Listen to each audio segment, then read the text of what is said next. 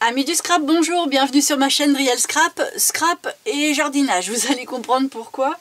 En fait, voilà, comme c'est le printemps, je vous apprends rien, vous êtes peut-être comme moi, il est temps de faire des petits travaux dans son jardin, seulement quand on plante des petites choses, à la fin on ne sait plus ce qu'on a mis, on ne sait plus où on les a mis, alors étiquette oblige. Alors j'ai voulu faire des petites étiquettes esthétiques, raffinées, pas chères, avec un petit esprit campagne. Donc forcément pas cher dit récup. Je vous montre à quoi ça ressemble. Elles sont pas terminées. Donc j'ai voulu forcément un bout de bois, tout ce qui est de plus naturel que j'ai découpé dans la nature. Donc pas droit mais c'est le but. Et puis les petites plaques en bois, ce sont des petites planches de cajot. J'ai désaillé un cajot. Donc ça se trouve derrière n'importe quel magasin, donc c'est facile à récupérer. Le tout c'est d'en trouver des pas trop sales avec des planches pas trop gondolées, et encore que vous allez voir, j'ai pas forcément fait attention à la qualité au niveau trou gondolé, tout ça, et puis ça fait très sympa. Vous voyez là par exemple il y a encore un trou d'agrafe, bon, je l'ai mis, hein. Puis une fois qu'on a ça, il faut les découper à la bonne dimension, les écrire et les mettre en forme. Alors forcément là j'ai pas fini de les mettre en forme, mais c'est parce que le pyrograveur était chaud, donc j'ai pas pu changer l'embout, mais je vous montrerai ça au final. Alors pour faire ça, il va falloir, comme je disais, il faut un bâton. Si vous n'avez pas la chance d'être trop près de la campagne pour récupérer des bâtons, vous pouvez acheter. C'est un petit peu plus fin, c'est un petit peu moins nature, mais ça rend bien des services, des pics à brochettes. Et puis on va avoir besoin de fil de fer, une colle à bois assez costaud. Alors, moi j'ai pris celle-ci. Il va nous falloir des pinces, un pyrograveur avec les embouts. Donc moi j'ai pris un embout mine. Si vous n'avez pas ça, tant pis, il y a un feutre, mais le problème du feutre c'est que ça ne tient pas aux UV. De quoi faire des petits trous. Alors soit on prend une petite pointe, moi j'ai ce petit chose là qui est vachement pratique. Un petit stylet comme ça à boule, vous allez comprendre pourquoi si vous n'en avez pas. Un vieux stylo bic qui marche plus. Un crayon, une gomme, une règle, la base. Et avec tout ça, on va faire des merveilles. Allez, je vous montre tout ça.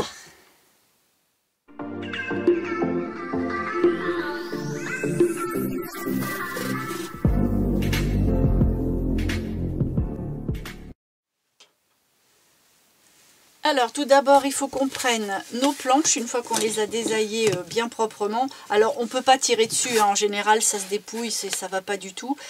L'idéal c'est vraiment d'ouvrir les agrafes et puis de les démonter, d'enlever les agrafes en fait, et après ça se démonte tout seul. Sinon on récupère pas une planche comme ça entière. Déjà même en faisant ça, ça souffre. Vous voyez, ça souffre. Donc c'est la partie la plus délicate je trouve de l'opération, parce que c'est un petit peu sport, mais on a la récompense. Donc à partir de là il faut couper des morceaux. Alors je vais prendre ma petite plaque, je découpe les morceaux avec un cutter. Ça fait partie des outils que je vous ai pas cités en intro, mais forcément un cutter, hein, c'est tellement la base. Alors à partir de là, il faut que je mesure 10 cm. Donc je m'installe sur ma petite planche, comme ça j'ai mes repères. Ça me permet de couper relativement d'équerre. Et je viens couper. Alors je force pas comme un sourd, j'y vais en plusieurs fois. D'une, ça évite d'arracher les miettes de bois pour les planches les plus délicates. Et puis il y a un moment où vous allez le sentir, quand les fibres commencent à être bien entamées. Je prends ma planche et je la plie dans le sens opposé de là où j'ai coupé, tout doucement, hein. Je ne vais pas jusqu'au bout. Et quand je vois le pli, je passe un coup de cutter au dos. et ça vient tout seul. Donc forcément j'en fais autant que j'ai de petites planches, et puis surtout que j'en ai besoin. Et une fois que j'ai ça, je mesure 3 cm et demi.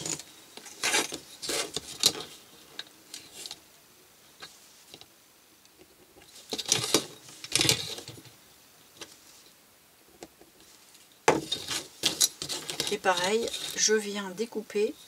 Alors il y a ce sens-là, on a le sens de la fibre du bois. Donc à la fois c'est plus facile à couper, mais attention parce qu'il vous embarquerait facilement ailleurs que là où votre règle a décidé.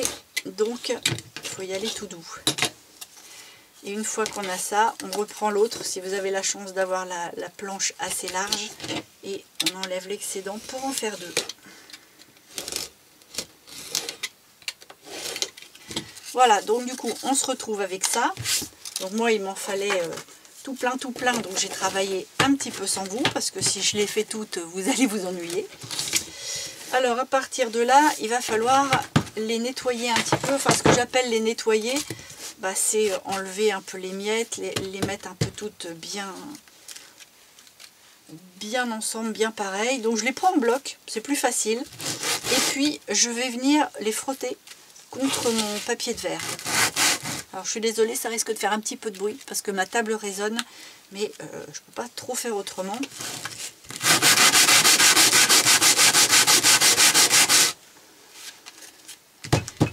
Je les retourne.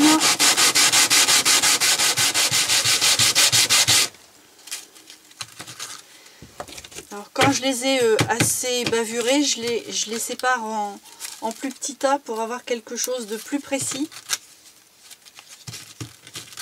Et je recommence.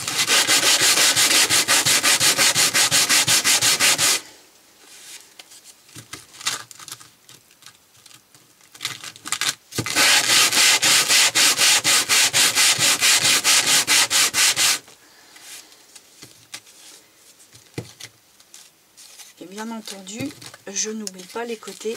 Alors les côtés, il faut y aller plus doucement parce que c'est au bord de la fibre et on peut éventrer nos petites planches qui sont déjà fragilisées par tout ce qui a été fait autour du cajot. Je les serre bien en fait, comme ça les protège.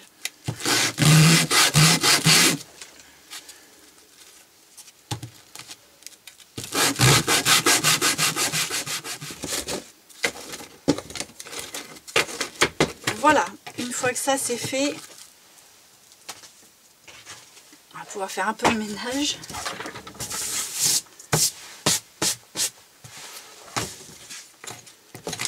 Alors maintenant, il nous reste à lui donner une petite forme sympathique d'étiquette à l'ancienne. Alors pour ça, je prends une petite pince coupante de ce genre-là, un peu tenaille, et puis je viens couper tous les coins. Je mesure pas, hein, je le fais à l'œil. Vous verrez que dans le jardin, on n'ira pas voir si c'est au millimètre près malgré tout. Voilà, comme ça on se retrouve avec des petites choses comme ça. Et avec la petite pince comme ça, là, cette petite pince ronde là, ça se coupe super facile. Donc là maintenant, il va falloir venir écrire. Pour écrire, je mets à 1 cm un repère des deux côtés. Je viens tirer un petit trait. J'appuie pas trop fort parce que il va falloir que je le gomme, c'est un repère. Et là-dessus, je vais venir écrire le nom de la plante qui va bien. Donc, soit on écrit à la main, chose que j'ai décidé de faire moi parce que c'est quand même un petit peu plus rapide. Donc, on essaye de prendre sa plus belle écriture, on vient à l'école. Hein. Et puis, on essaye d'écrire bien. Alors, si c'est le cas, on peut faire à partir du trait qu'on a fait, refaire un autre trait à 5-6 mm. C'est un choix hein, en fonction de la taille de la lettre. Et puis tirer un deuxième trait. Comme ça, on va faire des lettres qui sont bien régulières. Pour tout ce qui est rond. Ça, on écrit un peu comme à la primaire dans nos lignes. Et si vraiment vous n'aimez pas ou vous ne vous sentez pas d'écrire comme ça, vous pouvez prendre un normographe, vous écrivez et après il n'y a plus qu'à. Donc soit vous prenez ça avec un feutre ou après, comme moi je vais faire, je vais vous montrer avec le pyrograveur. C'est le petit pyrograveur que j'ai trouvé chez Action. Et puis il y a une autre solution, si vous n'avez pas l'envie d'écrire et pas de normographe, vous pouvez peut-être, vu que vous êtes des scrapeuses, vous aimez Action, vous avez peut-être ça. Donc il y a moyen comme ça d'écrire le nom de notre plante sur notre petit papier, reporter le papier et s'en servir comme normographe par exemple. Voilà, bon, c'est 3 méthodes pour écrire. Moi je vais prendre ce qu'il y a de plus simple à mon idée. Et là, vous repérez à peu près le nombre de lettres que vous avez. Là je vais écrire violette. Donc 3, 4, 5, 6, 7, 8, il y a 9 lettres. Donc à partir de là, il faut que j'entame la 5e lettre au milieu. Donc il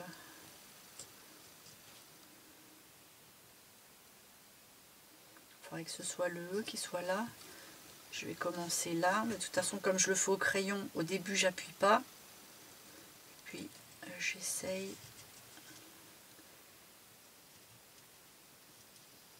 de m'appliquer.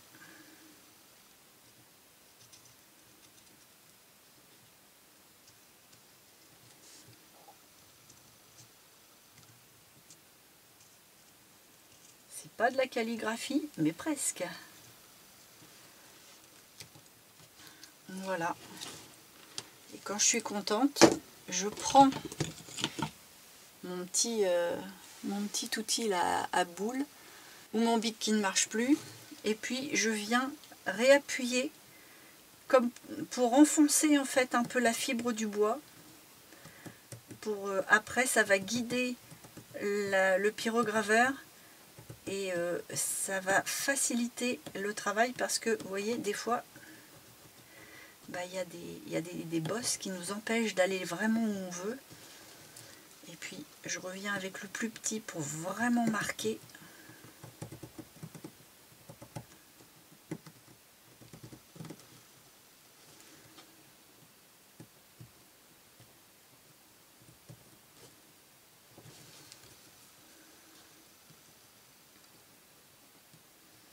J'aurais pu faire un mot un petit peu plus court pour le modèle, mais je suis désolée. C'est celui qui m'est venu.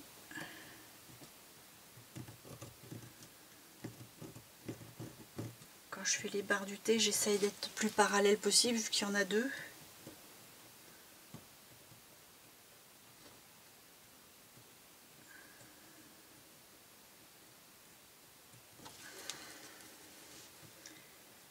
Alors on peut pas faire les 30 étiquettes le même jour, enfin en tout cas pas moi, parce qu'il faut appuyer là-dessus comme un sourd. Puis à un moment, crampe de l'écrivain.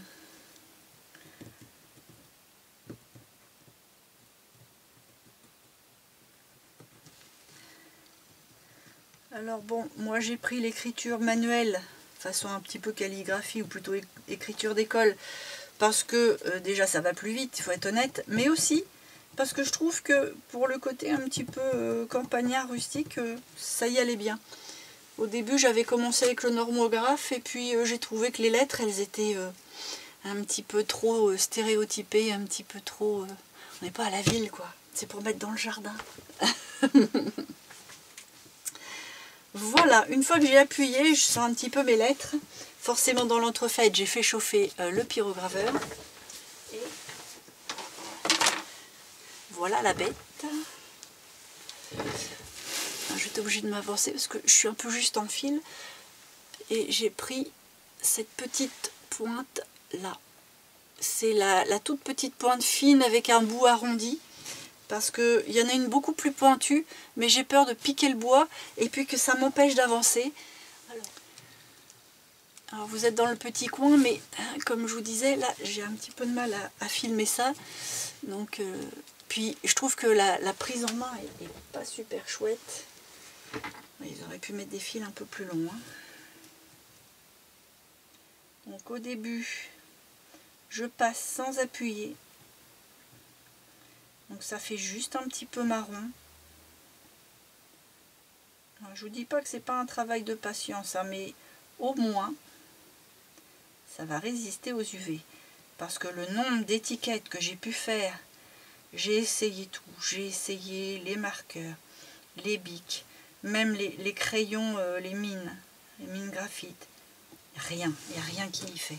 Alors quand j'ai une petite ligne droite, ben, je mets dans le sens où mon poignet travaille le mieux et moi je tourne du coup mon travail. Alors, j'attends pas, mais je repasse souvent. Parce que si on attend, c'est une tendance à vite creuser. Et je m'en étais pas encore servi de ce petit pyrograveur là. Et ben je vous dis, pour le prix, bon c'est sympa. Je connais plus le prix exact. Ça devait être 7-8 € je crois le kit. Et puis il y a toutes les petites pointes.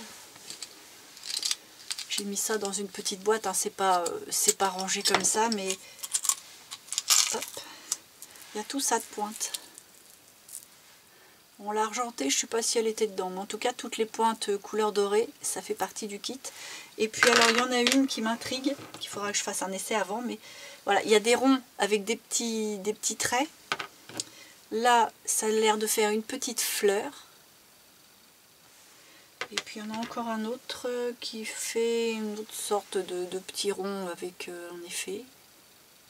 Hop, ça fait, voilà, ça fait le point. Regardez pas l'état de mes mains.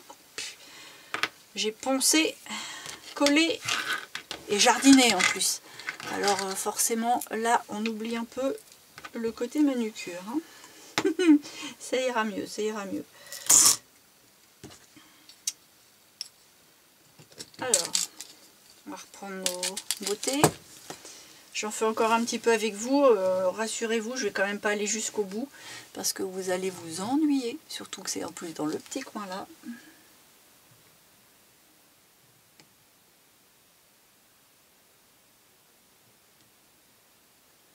Alors pour qu'il marche bien, il ne faut quand même pas hésiter à le faire chauffer longtemps. Hein.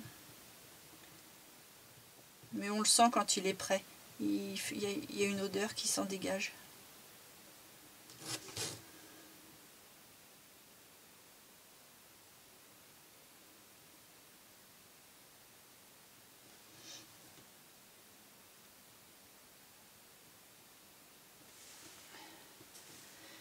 Bon, allez, je suis qu'à la deuxième lettre. Je vous abandonne ici et je vous reprends quand le mot il est terminé. Et puis comme ça, moi, je vais pouvoir être un petit peu mieux installée parce que là, je fais quand même attention pour que vous puissiez voir, mais c'est pas très pratique pour moi. Allez, à tout à l'heure. Bon, me revoilà, ça y est, ça m'a pris 5 petites minutes, hein, c'est pas si long que ça. J'avais peut-être pas attendu assez que ce soit vraiment chaud. Pourtant, je vous ai dit qu'il fallait attendre vraiment que la mine soit bien chaude. Mais je confirme, il faut vraiment attendre assez longtemps. Donc maintenant, ce que je vais faire, c'est que je vais enlever mes petits traits de repère que j'avais fait au crayon. Mon mot ne craint rien puisque c'est du brûlé. On peut y aller.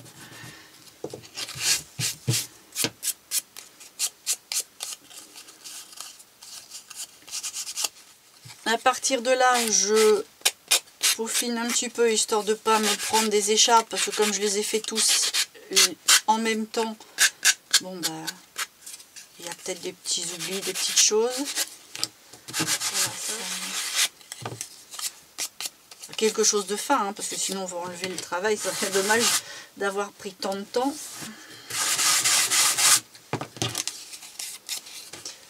Voilà.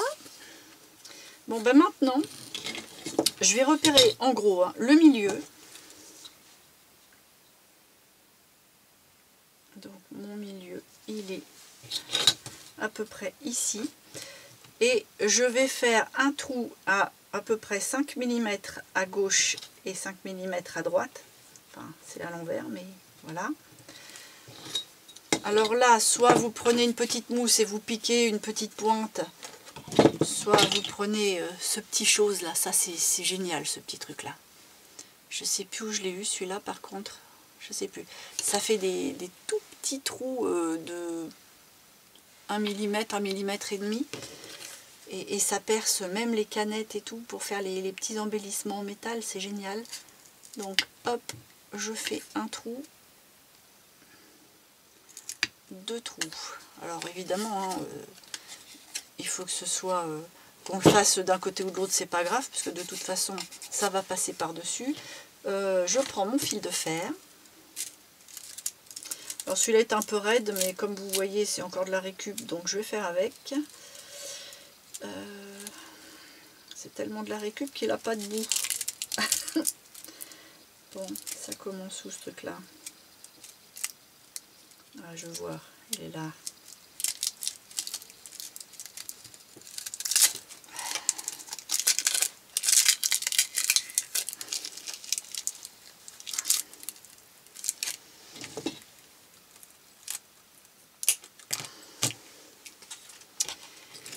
Et puis je prends un morceau d'environ 6-7 cm. Je prends un peu large parce que sinon je bricole.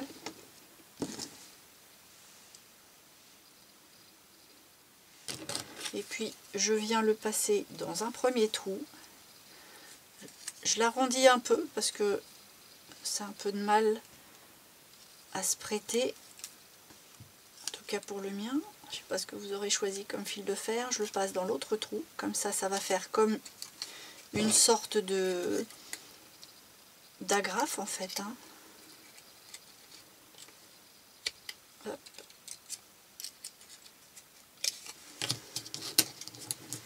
J'appuie pour que là, ce soit vraiment bien à plat.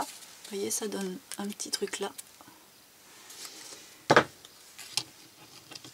À partir de là, je prends ma colle à bois super forte. Je mets un trait.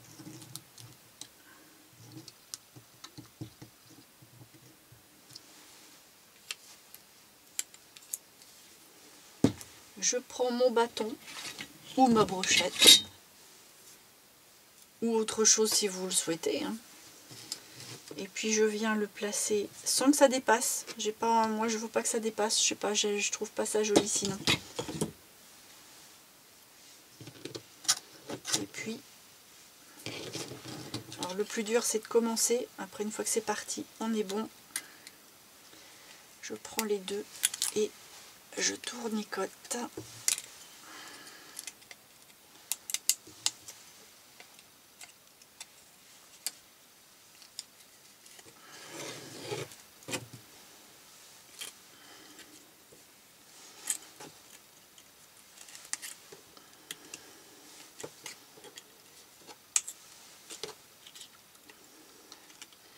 J'ai vraiment un fil de fer qui est très raidos. Bon, j'ajuste ma baguette pour pas que ça dépasse. Je continue de tourner le temps que ça bouge dedans, ça va pas.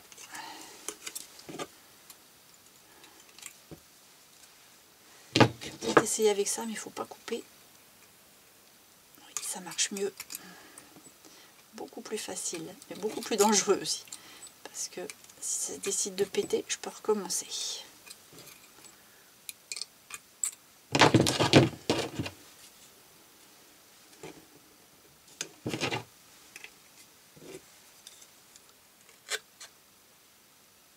Voilà. Bon, du coup, ma colle, elle est un petit peu mise n'importe comment. Je vais venir m'en remettre un petit peu.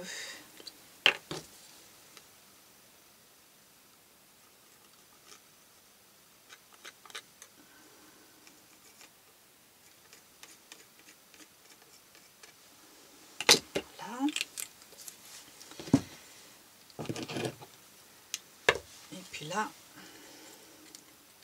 je le coupe pas parce que je voudrais pas que ça fasse quelque chose qui nous blesse au moment où on l'utilise. Donc je vais quand même couper un petit peu, mais je veux dire, je la coupe pas à ras. Je laisse un petit centimètre pour avoir de quoi le replier vers l'intérieur pour pas qu'on se pique.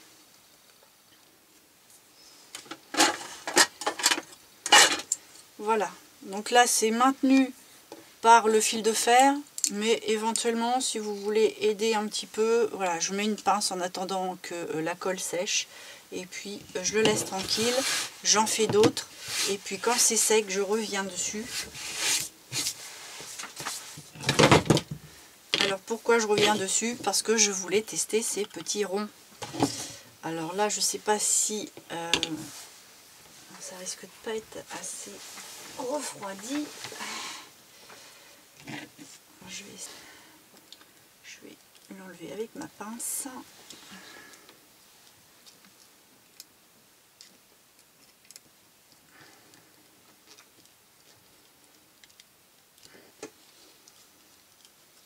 Voilà, et puis je vais le poser ailleurs qu'ici parce que c'est encore chaud. Donc on va pas prendre le risque de le poser sur du plastique. Alors, j'avais envie d'essayer. Où il est? Celui-là.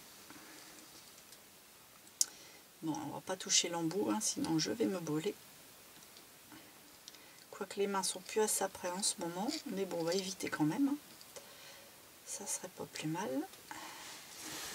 On va le rebrancher, on va le laisser un petit peu chauffer et on voit ça. Bon, alors j'étais partie pour essayer ces petits ronds là, parce que j'étais persuadée que ça ferait quelque chose de sympathique. Je m'attendais à ce que ça fasse une petite fleur, et puis quand j'ai fait les essais je me suis dit ça vaut même pas le coup que je le fasse avec vous, c'est moche. Voilà, ça donne soit des effets de petites espèces de croix fleurs. J'en ai fait un autre, je sais même pas où il est, c'est tellement vilain. C'est que je l'ai fait. Voilà. L'autre ça ressemble à ça. Ça fait des petits pointillés autour d'un rond.